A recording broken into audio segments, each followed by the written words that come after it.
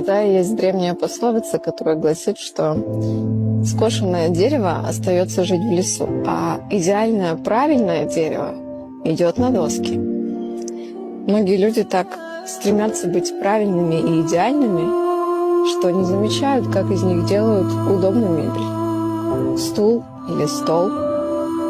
Очень важно помнить о своих изъянах, о своих трещинах, о своих шероховатостях и не подпускать никого, кто приходит к вам с топором.